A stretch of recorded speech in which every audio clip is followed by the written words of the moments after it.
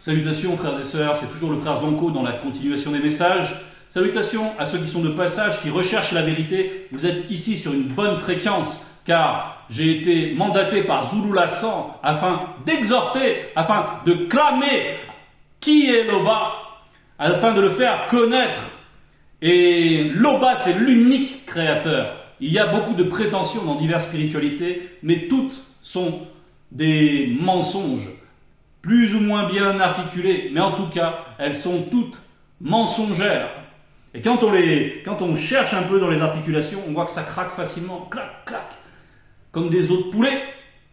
Et Zulu Lassan a tout désossé, justement. Il a tout démonté, il a tout mis en pièces. Et quand on regarde, une fois la chose mise à nu, une fois que l'épée du Verbe est allée entre jointure et moelle, eh bien, on voit la misère de ces religions. Non, ici, c'est vraiment ici, et nulle part ailleurs, que la vérité est professée.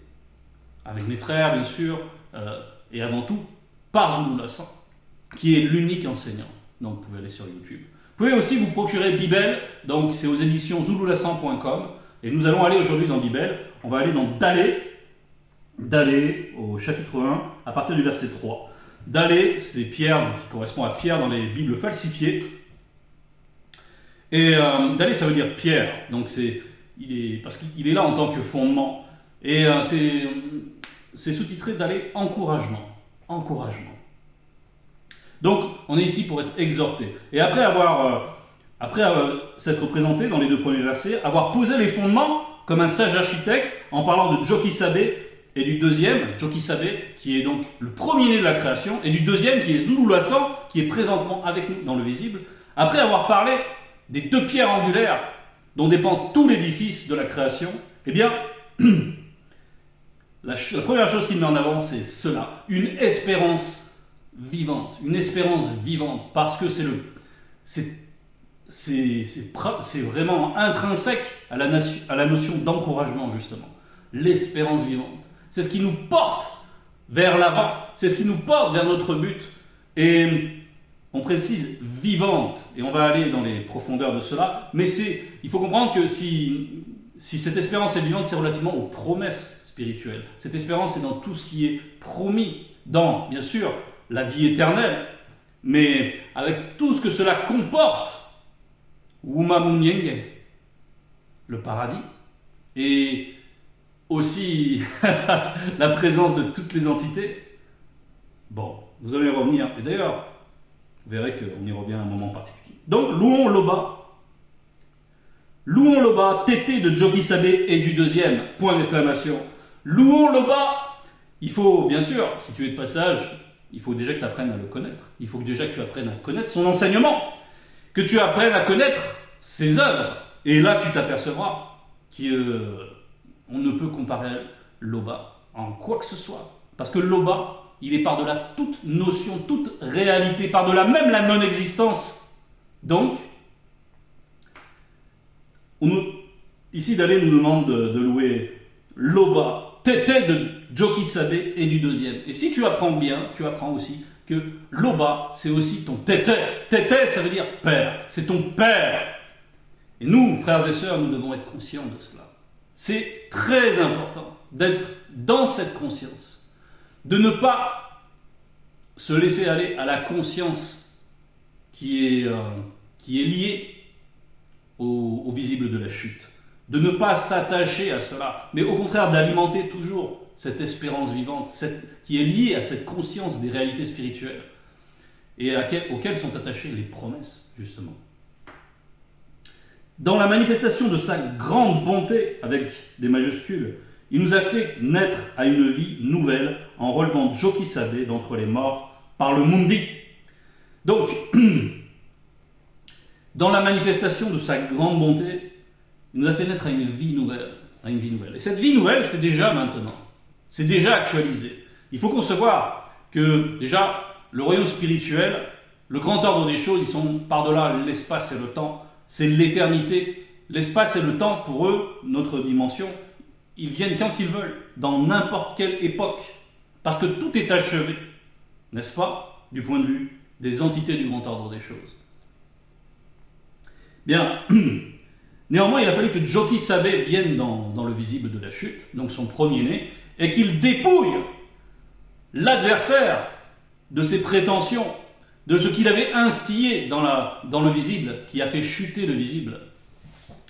Bien qu'il existe toujours le visible qui n'a jamais chuté, ça c'est autre chose, mais dans cette réalité-là, il a dépouillé l'adversaire de ses prérogatives, de sa fonction, qui est de sa nature, qui est le péché et la mort. Il l'a dépouillé et il a fait en sorte de donner à ses apôtres la possibilité de transmettre la grâce manifestée, premièrement, qui donne la vie éternelle, et la connaissance qui est liée à cette grâce, la connaissance justement des réalités spirituelles, la connaissance des lois, des préceptes, afin que nous marchions dans la sanctification. C'est Joki Sabe qui a ouvert à nouveau ce chemin et qui est allé même vaincre la mort.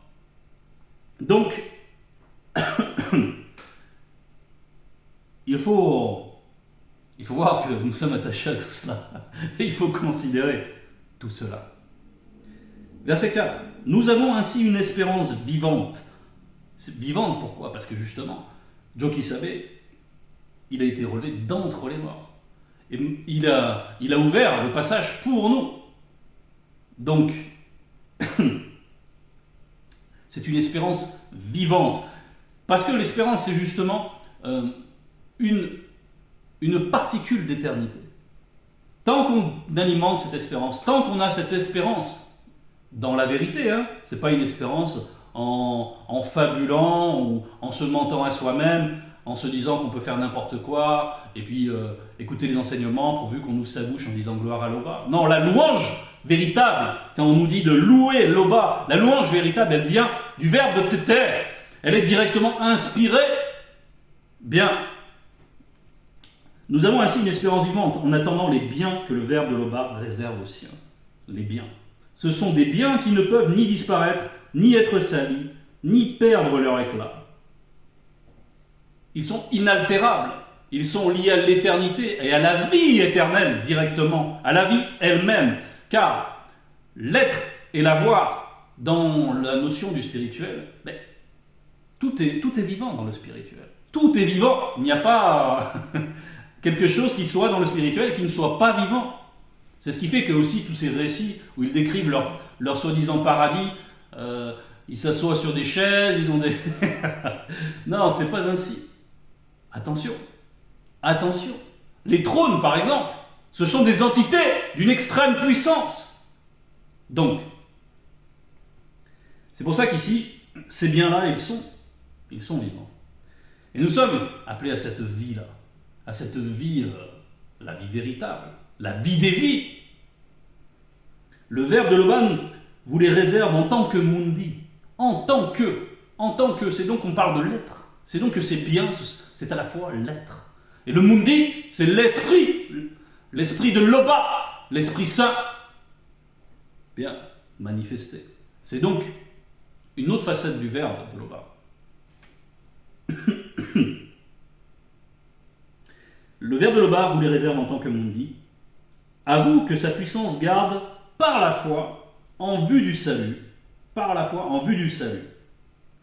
prêt à se manifester à la fin des temps, à la grande consommation.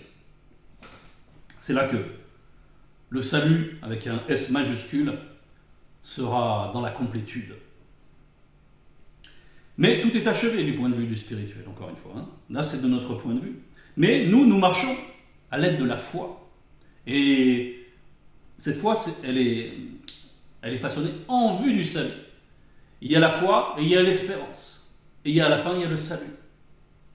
Donc, c'est ce qui nous porte. Il faut alimenter la foi. Donc, tout simplement en lisant Bible, en regardant les enseignements, en s'imprégnant, en les méditant, en faisant en sorte de faire un avec eux. De faire un avec la vérité, avec le mundi. Et ainsi, il est naturel que, parce qu'on a la compatibilité avec le mundi, que le mundi Déjà, dans notre rupture avec le visible, le mundi reste avec nous. Nos âmes ne s'éteignent pas comme ceux qui sont en dehors du verbe de Loba, parce qu'on est toujours alimenté. Tandis que les autres, ils perdent, leur esprit est séparé de leur âme, donc ils ne sont plus alimentés par l'esprit, et ils s'éteignent. Nous, ce n'est pas ainsi.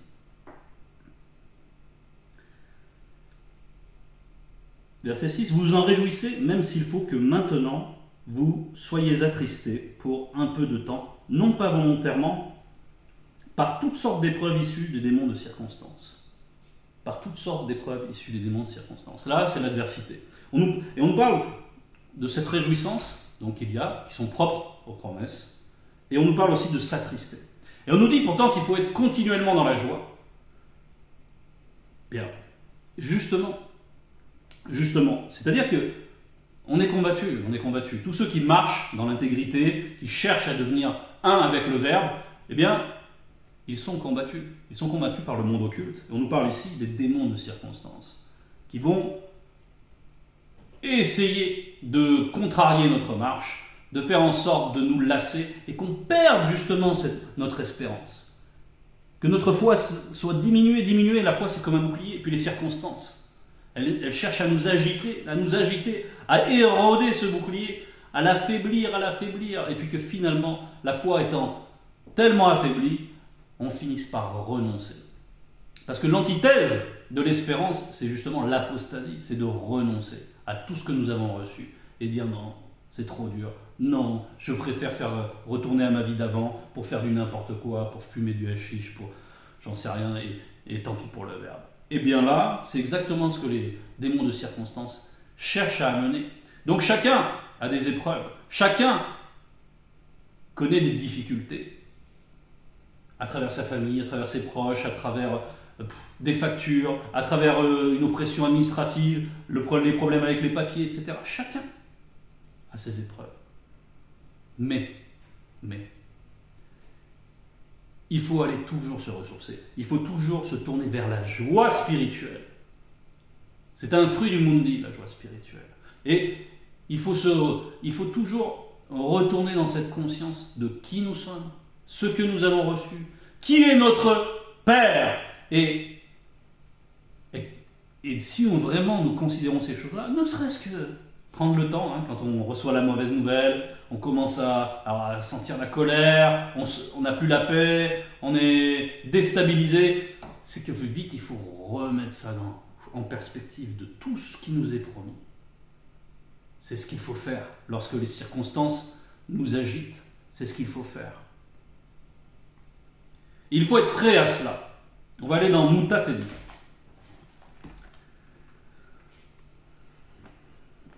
Mutat Edi au chapitre 2. Donc Mutat Edi, c'est orientation à l'ouverture de la sagesse. Et c'est l'entité qui guide et qui intronise les initiés.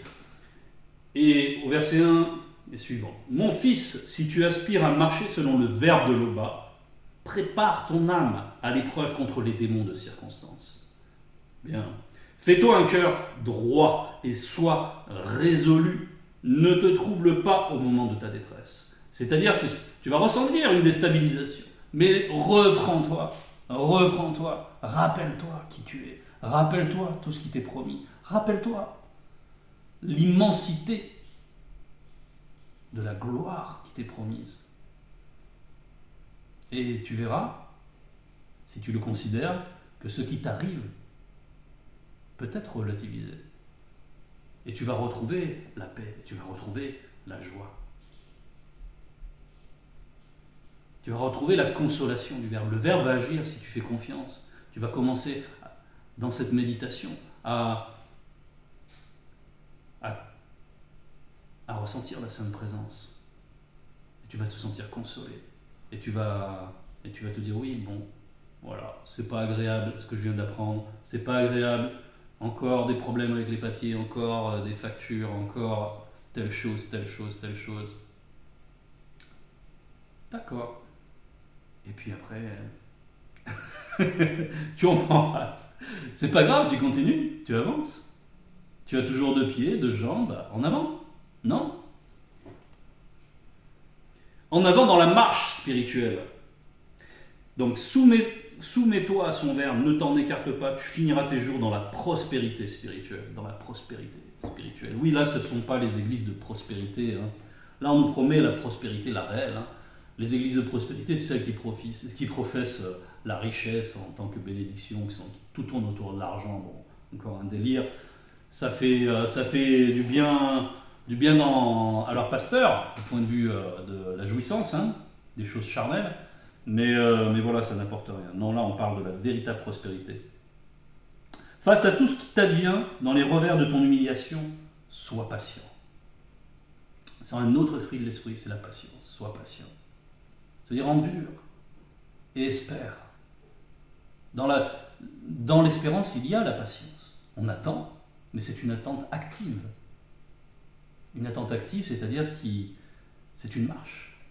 Et on continue à marcher. Même si on est un peu ralenti, on continue. Et le Verbe voit nos efforts et le Verbe nous fait grâce. On est souvent impatient de recevoir la délivrance lorsqu'on est dans une situation difficile. Mais il faut manifester la patience. C'est un fruit de l'esprit.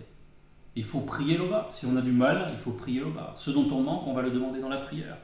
Et d'ailleurs, une chose à faire par rapport aux démons de circonstance, une chose à laquelle il faut être vigilant, c'est tous les matins, chaque matin. On fait ce qu'on fait pour l'hygiène, hein, on va aux toilettes, on se brosse les dents, etc. Et boum, on va prier pour être préservé des démons de circonstance. Soi et les siens, on prie pour en être préservé, pour bénéficier de la protection par rapport à ces choses. Ça, c'est déjà une première protection. Et même lorsqu'on s'éveille, on doit directement faire l'effort de directement penser à l'Oba. Penser aux choses spirituelles, penser au Verbe de l'Oba. Se rappeler et ça va nous rappeler qui nous sommes. Avant de se lancer dans les pensées diverses et variées de nos préoccupations du quotidien, etc., etc. Il faut faire primer la promesse pour toujours alimenter, pour toujours être connecté, pour sublimer, pour être transcendé dans nos consciences et avoir les moyens de ne pas se laisser oppresser par ces circonstances. Bien.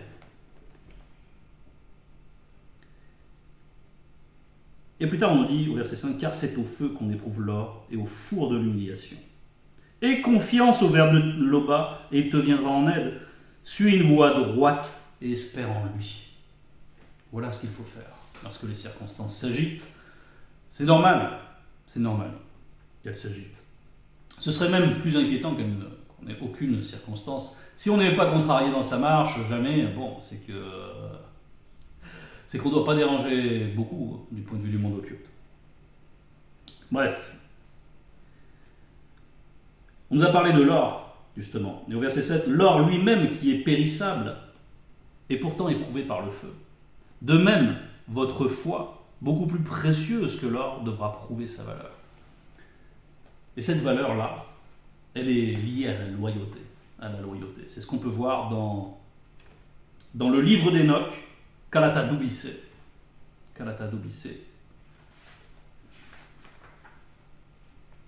Au verset 210, on nous parle ici de Wumamunyeng, du royaume du paradis. Et on dit la muraille était en jaspe et le royaume était d'or pur, entre parenthèses, loyauté, c'est-à-dire la fidélité envers le Verbe, c'est-à-dire l'obéissance envers le Verbe, loyauté, voilà. L'or spirituel, cet or-là est vivant, c'est à celui-là qu'on doit être attaché, à cet or-là. Et si on est fermement attaché au Verbe de l'Oba, eh bien, la richesse nous est promise, la richesse véritable.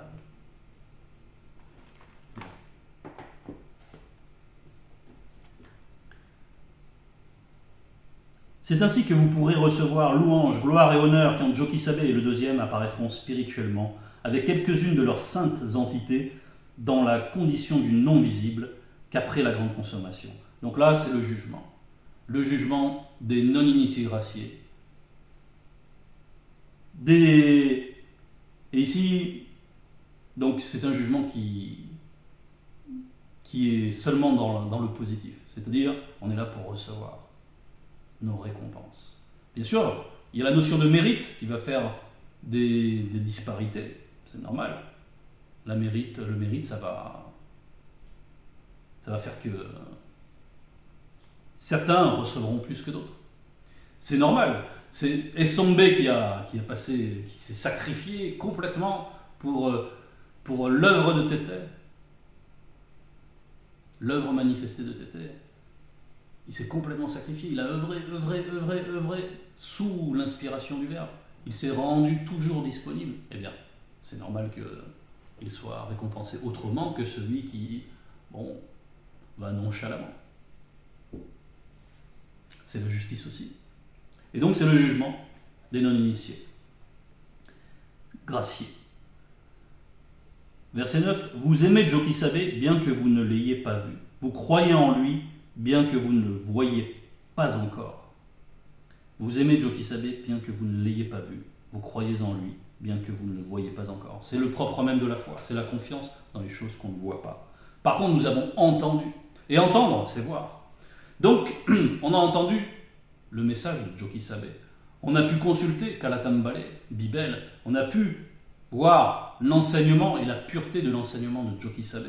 Non pas d'un JC qui est un efféminé, qui fait semblant de faire ceci, donc qui ment, qui a un comportement tendancieux avec ses apôtres. On ne va pas y revenir.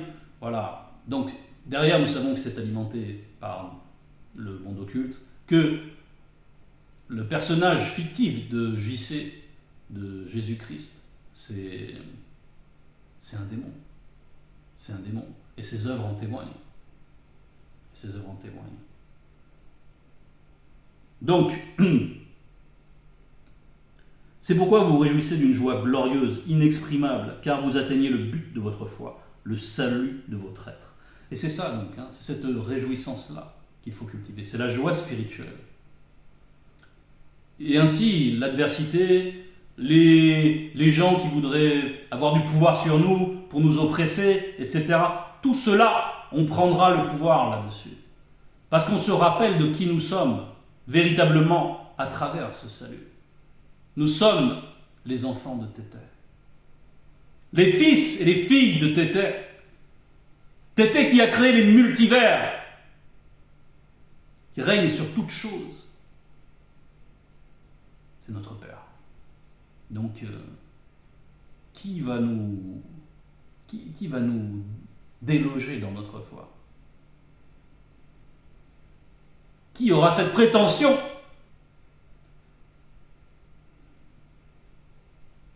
Donc,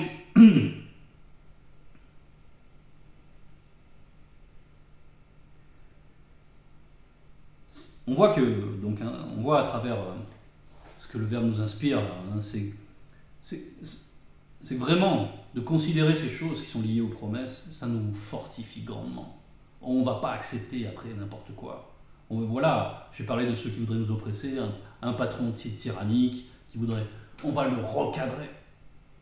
Comme il faut, selon le Verbe, selon la sagesse. On va refuser l'oppression. On va refuser la domination du monde occulte par cette personne qui croit pouvoir exercer du pouvoir sur nous. On a un contrat, on fait ce qui est précisé dans le contrat. Terminé. Sorti de là, il nous doit le respect. On va lui rappeler. Avec fermeté, avec sagesse, avec assurance. Et il sera déstabilisé par cette assurance. On voit que tout cela, l'assurance et la foi, c'est lié aux promesses, c'est lié à la vision de qui nous sommes. De qui est Zululassan. Le deuxième né de la création.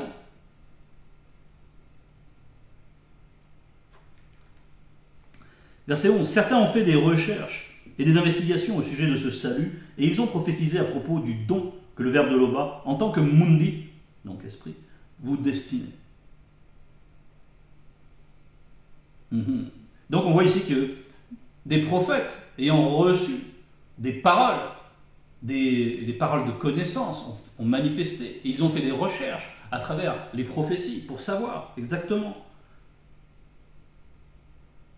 quand est-ce que serait cette période, en quoi consisterait ce don, pour comprendre la révélation. Il s'efforçait, donc il travaillait, de découvrir à quelle époque et à quelles circonstances se rapportaient les indications données par le Mundi. Car le Mundi, présent dans d'autres prophètes, a annoncé d'avance les souffrances que Jokisabe devait subir et la gloire qui serait la sienne ensuite. Bien. Verset 13, Mutatedi révéla aux prophètes que le message dont ils étaient chargés n'était pas pour eux-mêmes, mais pour vous. Et ce vous-là, ça nous regarde nous. Parce que Jokisabe s'est dépouillé de sa gloire, et il est venu, dans le visible de la chute, à dépouiller le monde occulte. Et aujourd'hui, nous avons le deuxième né de la création, le deuxième fondement. Jokisabe Zulu Ascent, c'est le grand tout, comme nous le savons. Donc, il est là avec nous. Et ça aussi, ça a été prophétisé. Donc, c'est une source d'espérance, de foi et d'espérance qui est... On est directement lié à notre Mouledi. Comme les apôtres, à leur temps, pouvaient côtoyer. Les disciples de Jokisabe aussi pouvaient le côtoyer. Lui poser des questions. Se réjouir de sa présence, parce que c'est la lumière. Parce que quand Mouledi parle, c'est la science pure. C'est la haute science. Et c'est toute la révélation, tous les mystères. Et il n'a de cesse de transcender nos consciences. Donc il faut rester axé par rapport à cela. Ce message nous a été communiqué maintenant par les prédicateurs de la bonne nouvelle. Et c'est cela la promesse, la bonne nouvelle, c'est l'évangile véritable, non pas ce ramassis de n'importe quoi qui a été compilé au Concile de Nicée. Hein.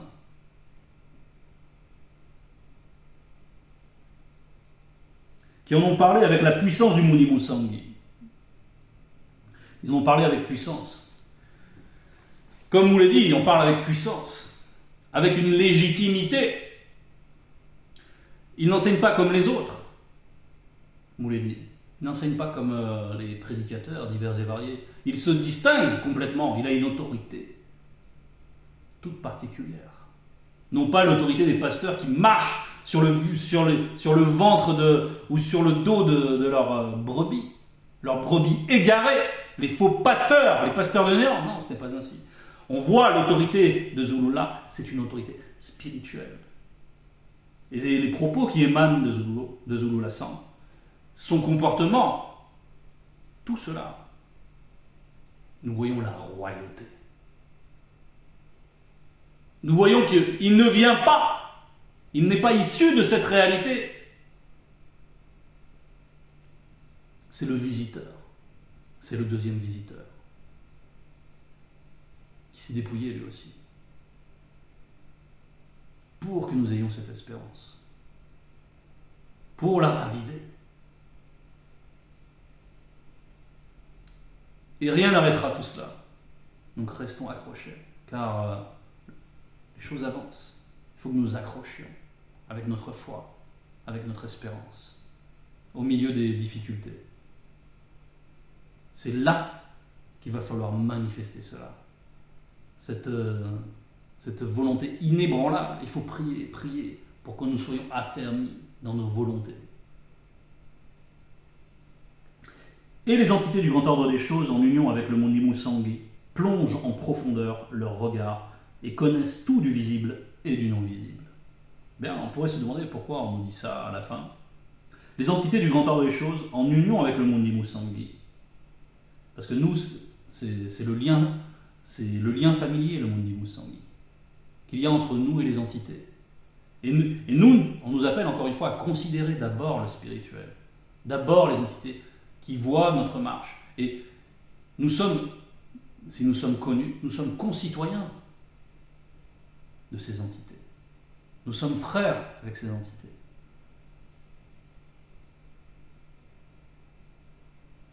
Et on nous appelle à considérer cela, à nous réjouir en cela, et à ne pas considérer les regards des autres, la gloire des hommes, les qu'en dira-t-on, Non, tout ça, ça n'a aucune valeur, tout ça disparaîtra. Mais nous, notre espérance est vivante et liée à l'éternité.